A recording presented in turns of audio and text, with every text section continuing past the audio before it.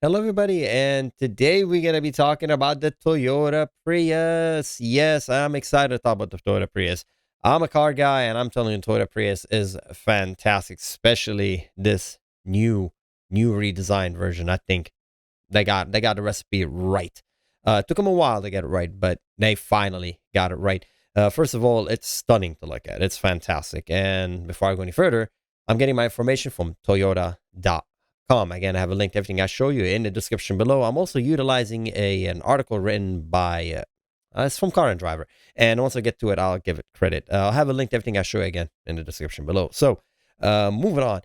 If you do go to Toyota.com and you click on vehicles, you select this Prius. This is 2023 Prius, and I think it looks fantastic. I mean, you go to Toyota.com and you select vehicles and 2023 Prius, starting at $27,450, giving you a 57 MPG.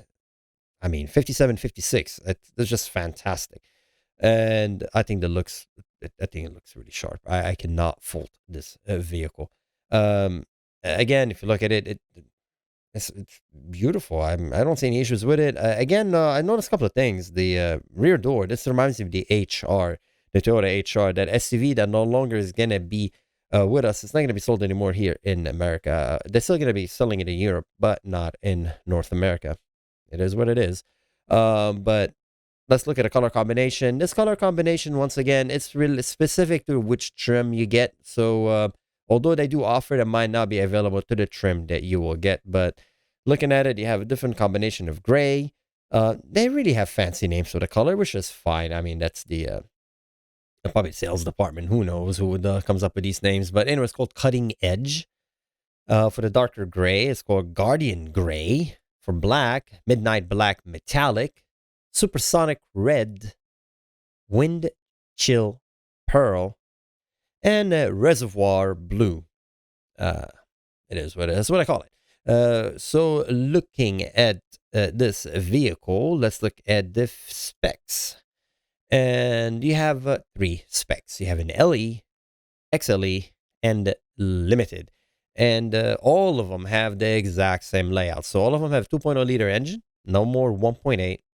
It's a 2.0 liter engine making, how much was it, like 100 and something, like 150 horsepower. It's a good amount of power, way more than the old one. A 1.8 liter engine made like 98 horsepower. It was sub 100 horsepower, wasn't that powerful. It took you over 10 seconds to go to 0 to 60, where this new model gives you 7 seconds, which is massive improvement. You also have the CVT transmission on all of them. All-wheel drive is an option now, as you pay a $1,400 extra to get the all-wheel drive, according to Car and Driver. And the engine in the rear, the all-wheel drive electric motor, because this is a front-wheel drive configuration, the rear-wheel drive is a courtesy of a rear-mounted electric motor that currently gives 40 horsepower. That's up from 7.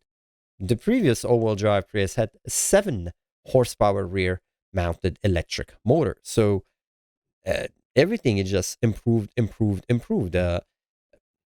As I said, I think this car is fantastic. Now, as far as the price, the Limited is about 35,000. The XLE is about 31,000, and the lowest one, the LE, is 27,500. So, and the MPG difference is, I almost want to say the word negligible, but the LE still managed to achieve better MPG due to the fact that it just has smaller wheels. That's about it. The XLE Limited has 19-inch wheels. I mean, that was 19 on a Prius. That's unheard of before, but now you have that on. So you have the visual. If you like the bigger wheels, you get that option. Unlimited. The LE, I do believe, has 17s. We'll double check once we get there. So let's look at the safety. They all have the safety. Let's say mechanical. So the battery, they all have a lithium-ion battery, 222 volts standard on all models. The hybrid system net power is 196, 2.0 liter, 4-cylinder dual overhead cam, 16 valve, producing about 150 horsepower and 139 foot-pound of torque. It's kind of a revvy engine, to get the horsepower, you have to go high to the 6,000 RPM range, but it is what it is. The electric motor is a permanent magnet AC synchronous motor, 83 kilowatt, 111 horsepower, and that's standard on all. So if you get the LE, it's not like you're getting a weaker electric motor. It's a six magnet electric motor, so it's a little more compact. And the rear electric motor, that's the one that's producing 30 kilowatt, 40 horsepower. That is an option. As you can see, there's just a dash here, and it says not available on the website. Although, according to Car and Driver, it's saying it's a $1,400 option. Currently, it says not available on the website. But if you go to build your own Prius, you will find it as an option. So I don't get that part. The drivetrain, electronic on-demand all-wheel drive, that will be, of course, available if you have the rear electric motor. In the current configuration, according to the website, you get electronically controlled continuous variable transmission and the front-wheel drive configuration. The suspension on all of them is independent MacPherson strut, and they have a KYB strut now, and the shock is basically the dampening is adjusted, so when you take turns, instead of the car like rolling, it kind of resists rolling a little bit. I'm not gonna go to the extent of saying there's gonna be the car they're gonna I don't know, go racing in it, whatever that means. It's just more composed. You know, if you ask if the car a little bit too much, the car is just more composed. Okay, the car's not gonna shift its weight too radically. That's what Toyota's just looking toward a more composed ride, even if the input is a little bit rough at a higher speed. So it's more of a composed ride. I won't go to the extent of saying this car is gonna be, you know, you're gonna go to Jamaica autocross, you know, race events and you do great. Although that has to do with the driver most of the time, but that's a different subject. The steering. For some reason, the LE turning circle diameter is 3.4. Oh, yeah, because of the wheels. Duh. It has different wheels. So the tires. So 17s on the LE. There you go, 17s. And let's see. Why don't I mention? Okay, these have 19s. So these are 19. The LE is 17s. And so, okay. Now I'm going to go to this article. And this article, let's look at the details. So before I go, I have to give credit to Mr. Dan Edmonds, the writer of the article from Car and Driver. So as I said, Car and Driver is saying you can get the all-wheel drive as an option. If you scroll down to the article, it's showing right here. There you go. Add 1,400 to any of the above that we're talking about, the XLE, limited edition, the LE, if you want all-wheel drive. I wasn't able to do it on Toyota website, but if I click on a build, if you go on Toyota website and click build, you are able to select an XLE with all-wheel drive. So I don't get it. I think that's the way for them to do it. You select the vehicle. I don't know. It is what it is. But anyway, so there you go. So if you want to get the all-wheel drive, you just have to select build. Okay. So okay, let's see. So let's look at the details in a nutshell. 0 to 60 in 7.1 second. Again, it's fine. Quarter mile in 15.5. Okay. Again, it's not a fast vehicle, but it's much faster. How faster? Again, look at the article. If you go all the way to the top, they give you the data. I mean, it's almost what? It's let's see. The old one was 10 second. This is 7. That's a lot. That's a big improvement. So we discussed that. It's far better improvement. And the 0 to 60. And let's look at the braking. What happened is also they added electronic. The braking is, instead of just being vacuum, it's electronic now. So let's get to that point. Now they talk about like reduced leg room, but so they're talking about the braking right here. So